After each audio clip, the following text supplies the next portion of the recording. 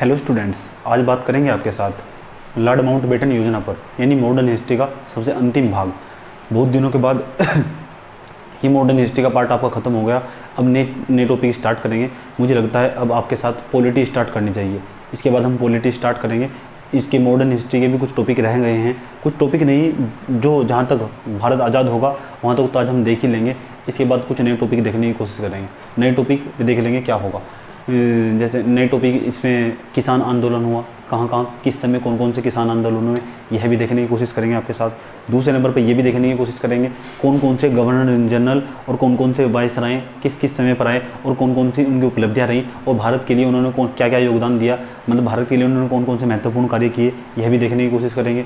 और जब हम धीरे धीरे इसके बाद देख लेंगे पाश्चात्य शिक्षा, जो भारत का जो शिक्षा का मॉडल रहा किस तरह का रहा, और महिलाओं की स्थिति पूरे भारतीय समाज में किस तरह रही, ये भी थोड़ा सा पार्ट जो अलग पार्ट है। और कौन कौन से सामाजिक सुधार हुए, थोड़े थोड़े सामाजिक सुधार भी देख लेंगे। यानी ये मॉडर्न हिस्ट्री का ये पार्ट जो प्ले लिस्ट है, इसमें आगे के वीडियो चलते रहेंगे, समझे। तो आज बात करते हैं लॉर्ड माउंटबेटन योजना पर। लॉर्ड माउंटबेटन के बारे में आप पहले से जानते हैं। लॉर्ड माउंटबेटन ये कभी भारत आना भी नहीं चाहते थे। जो सच बात तो यह है कि जो लॉर्ड माउंटबेटन थे ये भारत आना भी नहीं चाहते थे। इन्हें ज़बरदस्ती भेजा गया था। जबरन भेजते हैं जबरन किसे भेजते हैं। रानी विक्टोरिया का नाम सुना होगा, इनकी परनानी लगती थी, वो परनानी लगती थी। लेकिन देखिए लॉर्ड माउंटबेटन थे, उनकी खुशनसीबी देखिए, उन्हें भारत को आज़ाद कराने का मौका मिला और भारतीय इतिहास में एक अलग प्रकार की अपनी जगह बनाई और अच्छी छवि बनाई भारतीय। तो मैंने कहा उन्होंने डी की बर्ड प्लान भी प्रस्तुत किया था। डी की बर्ड प्लान नहीं देखा तो देखिए जाके, 5-7 मिनट का वीडियो होगा मेरा, डी की बर्ड प्लान समझाया है। तो 3 जून, जिसे जून योजना या माउंटबेटन योजना, जिसे हम मनबेटन योजना भी कहते हैं, ये माउंटबेटन योजना। अब जो गांधी थे, नेहरू थे, ये सब समझ चुके थे। गांधी तो समझना ही चाहते थे। गांधी ने तो यह तक, जो नेहरू थे, पंडित नेहरू को समझाने में सबसे ज़्यादा भूमिका रही एडविना की रही, जो लॉर्ड माउंटबेटन की पत्नी थी। जो नेहरू थे, वे नहीं चाहते थे कि देश के 2 टुकड़े हो। और आप देखेंगे लॉर्ड माउंटबेटन योजना के द्वारा भारत के 2 टुकड़े कर दिए गए, जिसे एक भारत और पाकिस्तान कहा गया। एशिया में 2 नए राष्ट्रों का उदय हुआ, जिसे भारत और पाकिस्तान कहते हैं। और ये डेट भी घोषित कर दी गई, इस दिन भारत आज़ाद कर दिया जाएगा। ये लॉर्ड माउंटबेटन योजना इसी से संबंधित है। इसके बाद कोई योजना नहीं आएगी। इसी की योजना के द्वारा भारत को स्वतंत्रता दे दी जाएगी। और ब्रिटिश संसद के अंदर भारत स्वतंत्रता अधिनियम 1947 पारित होगा। और जब भारत स्वतंत्रता अधिनियम 1947 पारित होगा तो उसके बाद क्या होगा, भारत में जो शासन चलता रहेगा, भारत स्वाधीनता अधिनियम 1947 के तहत ही भारत में शासनिक प्रशासनिक व्यवस्था का संचालन होता रहेगा, जब तक देश में संविधान लागू नहीं हो जाता। तो 1950 तक जो शासन प्रशासन होगा वो 1947 के स्वाधीनता अधिनियम के तहत ही चलता रहेगा। इस तरह के प्रावधान किए गए। आइए समझते हैं लॉर्ड माउंटबेटन योजना क्या थी। मैंने कहा कि उस समय आपने देखा कि डी की बर्ड प्लान, उसके बाद कैबिनेट मिशन के बाद आपने देखा था इसे, जो कैबिनेट मिशन में जो पाकिस्तान की जो मांग थी उसे अस्वीकार कर दिया गया था। और भारत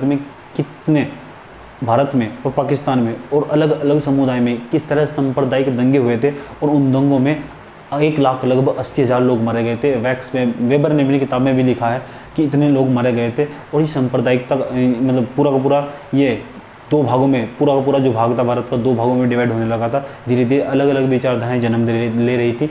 वे जो विचारधाराएं थी आने वाले टाइम में भी समस्या पैदा कर सकती थी। अगर हम पाकिस्तान को भारत में रख लेते तो अनेक प्रकार की समस्या पैदा हो जाती। तो इसलिए जो पंडित नेहरू थे, उनमें भी समझ चुके थे अब भारत और पाकिस्तान को भारत से अलग कर देने में ही भलाई है। तो जो पंडित नेहरू थे, उनमें भी जो थे वे कन्विंस करके मान गए थे। उसके बाद इनमें जो सबसे ज़्यादा भूमिका रही थी नेहरू को मनाने में, वो एडविना की रही थी। उसके बाद अब देखिए लॉर्ड माउंटबेटन योजना आएगी। लॉर्ड माउंटबेटन योजना के तहत देखिए क्या किया गया। लॉर्ड माउंटबेटन योजना के तहत कौन कौन से प्रावधान किए गए थे, यहाँ आप कॉपी में नोट कर लीजिए। इसे मनबेटन योजना भी कहते हैं। प्रोविज़न देखिए कौन कौन से प्रावधान थे। पहली बात कहा गया कि 15 अगस्त जो 1947 होगी, 15 अगस्त 1947 को 2 संप्रभु राज्य की स्थापना हो जाएगी। संप्रभु मतलब अपने आप में स्वयं होंगे, यानी वहाँ का जो राजा होगा वो उसी की धरती का होगा, वहाँ का जो राजा होगा उसी की धरती का होगा, उसी की ज़मीन का होगा, उसी की भूमि का होगा, उसी की लैंड का होगा। जो राजा होगा वहीं का ही होगा, उसी की पृष्ठभूमि का होगा। ऐसा नहीं होगा भारत तो देश है, लेकिन यहाँ जो राज कर रहा होगा वो बाहर का होगा। इसे बोलते हैं, यानी हम अपने फैसले लेने में स्वतंत्र होंगे, चाहे वो पाकिस्तान हो चाहे भारत हो, स्वतंत्र इसलिए कहा गया है। उसे बोलते हैं संप्रभु राज्य, समझे। संविधान सभा अपने कार्यों में लगी रहेगी। संविधान सभा का क्या काम था? संविधान बनाना, तो वो अपने कार्यों में लगी रहेगी, ऐसा कहा गया लॉर्ड माउंटबेटन योजना के तहत। और क्या कहा गया? दोनों देशों के बीच सीमा के निर्धारण के लिए एक आयोग बनाया जाएगा।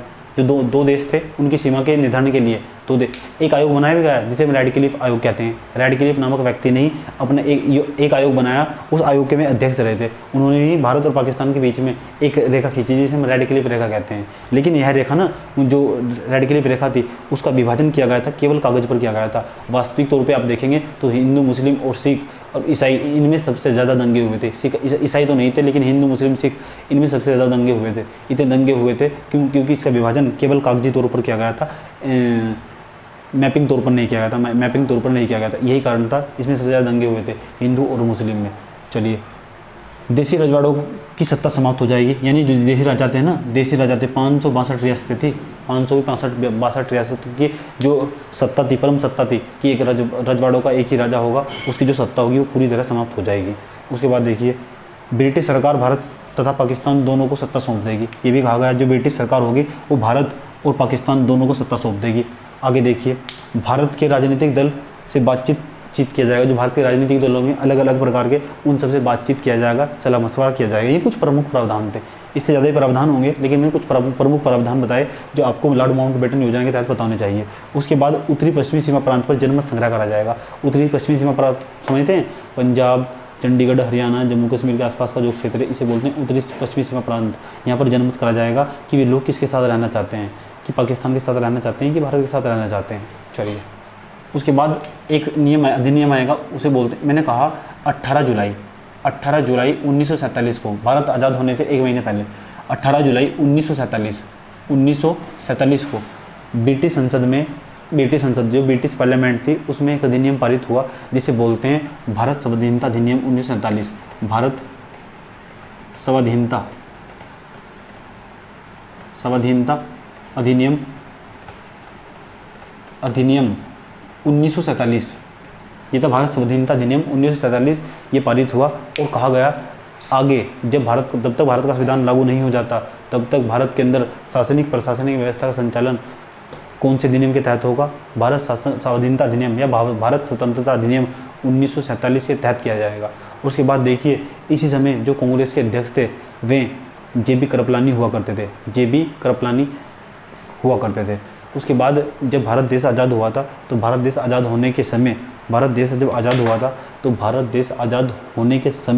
15 अगस्त 1947 को भारत आज़ाद हुआ, तो यहाँ इटली के प्रधानमंत्री ब्रिटेन के प्रधानमंत्री क्लाइमेट एटली और लॉर्ड माउंटबेटन और सरदार पटेल, बहुत सारे सदस्य थे जो मौजूद थे इस समय, समझे। तो इस तरह 15 अगस्त 1947 को जो भारत देश था वो आज़ाद हुआ था। लेकिन आज़ादी का जो समारोह था, इतनी खुशी थी आज़ादी की, जो दिल्ली का प्रिंसेस पार्क जो इंडिया गेट के पास है, जब वहाँ पता किया गया, जो इनके सलाहकार थे सरकार के, उन्होंने कहा कि लगभग यहाँ 30,000 लोग समारोह में आएंगे। लेकिन देखिएगा, अगले दिन जब शाम को 5 बजे लोगों की संख्या लगभग 5,000 लोग वहाँ पहुँचे थे। इतना उत्साहित थे लोग। इसमें एक लेखक थे खुशवंत सिंह, जब मैं उनकी किताब पढ़ रहा था, उन्होंने बताया था कि वे लाहौर से दिल्ली चलकर देखने आए थे नज़ारा। और जब भारत देश आज़ाद हुआ था और जब नेहरू थे, जब वे पार्लियामेंट से बाहर, मतलब संसद से बाहर आए थे, और संसद से बाहर आए थे, असेंबली से जब बाहर आए और जनता को संबोधित करने आए, उन्होंने अपना भाषण दिया, तो उनकी आंखों में आंसू थे, खुशवंत सिंह की आंखों में भी आंसू थे। इतना, यानी हर इंसान रो रहा था, क्योंकि हमें कई वर्षों के बाद आज़ादी मिली, 200 से 150 साल के बाद हमें आज़ादी मिली थी, प्रत्येक बच्चा। और तो कुछ किताबें मैं पढ़ रहा था, किताबें पढ़ने के दौरान मुझे यह भी पता चला, जो पामेला है, उन्होंने इंडिया रिमेंबर में अपनी बुक में लिखा, इंडिया रिमेंबर। पामेला, जानते हैं पामेला कौन है? पामेला है लॉर्ड माउंटबेटन की पुत्री थी। लॉर्ड माउंटबेटन की जो पुत्री थी उसका नाम था पामेला हेग। उन्होंने अपनी किताब इंडिया रिमेंबर में लिखा था कि इतना ज़्यादा लोग, इतनी ज़्यादा भीड़ अपनी दुनिया में उन्होंने आज तक नहीं देखी थी, कुंभ मेले को छोड़कर। इतनी ज़्यादा भीड़ हुई थी जब भारत देश आज़ाद हुआ था। लोग प्रिंसेस पार्क में इंडिया गेट के पास इकट्ठा हुए थे, इतने ज़्यादा अधिक मात्रा में वहाँ लोग आए थे। अंदाज़ा लगा सकते हैं कितनी खुशी। और पामेला हेग अपनी किताब में लिखती है कि वहाँ का नज़ारा इतना सुंदर और आकर्षक तथा देखने लायक था। ऐसा था कि जो महिलाएं थी दूध पीते बच्चे वाली जो महिलाएं, जो बच्चे दूध पीते हैं वे महिलाएं भी वहाँ उपस्थित थी। वे अपने बच्चों को हवा में ऐसे उछाल रही थी मानो बरसात हो रही है, बच्चों की बरसात हो रही है। इस तरह का स्टेटमेंट उन्होंने कोड किया है पामेला हेग ने अपनी किताब में, इंडिया रिमेंबर में। समझे?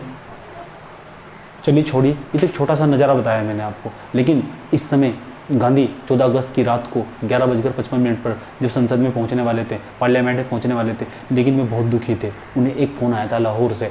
क्योंकि लाहौर और पाकिस्तान, भारत और पाकिस्तान के बीच में जो पानी की लाइन होती थी, पाइपलाइन, उसको काट दिया गया था और लोग प्यासे मर रहे थे और एक दूसरे को मारने की ओर दौड़ रहे थे।